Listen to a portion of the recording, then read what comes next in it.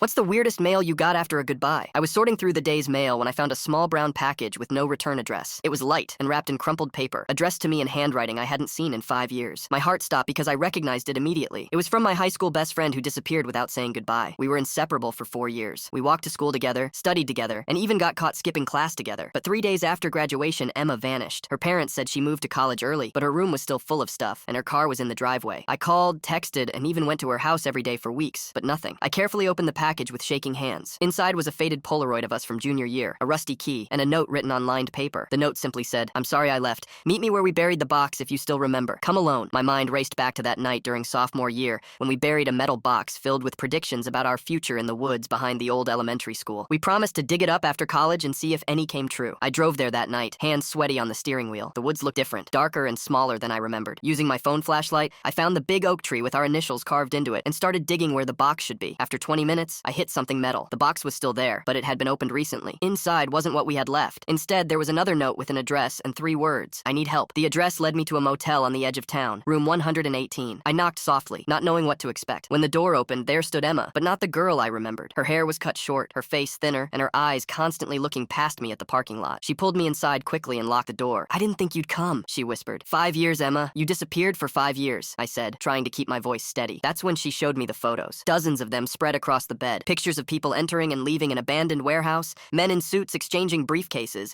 and one clear shot of our town's beloved mayor handing over a bag to someone whose face was hidden. "The night after graduation, I was driving home and took a wrong turn," she explained. "I saw something I wasn't supposed to see. The mayor and some men unloading crates from a truck. They spotted me." She pointed to the photos. "I've been collecting evidence ever since. They threatened my family if I ever came back or told anyone, but now I have enough to stop them." Emma had been living under a different name, moving from town to town, always watching and documenting. She sent the package because she needed someone she could trust. "Why now?" I asked. "Because they found me again," she said, showing me a crumpled note left on her car 2 days ago. "I need someone who knows me, who can help get this evidence to the right people if something happens." That night, we copied all her evidence and made a plan. The next morning, I went to the FBI office 2 towns over while Emma stayed hidden. 3 weeks later, the mayor and 12 others were arrested. The warehouse was raided and they found everything Emma had documented and more. She didn't come back to town right away, but last week I got another package in the mail. No photos or evidence this time. Just a new Polaroid of Emma standing in front of her parents' house, smiling for the first time in 5 years, and a note that said, "Thank you for answering when I called. I'm finally home."